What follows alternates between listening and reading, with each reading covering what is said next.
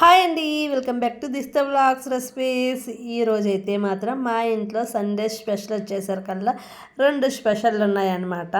అది ఒకటి వంట అయితే, ఇంకోటి మా ఇంట్లో ఒక విశేషం అనమాట. అది ఏంటంటే మాత్రంగా మా పాప బర్త్డే ఈరోజు అనమాట.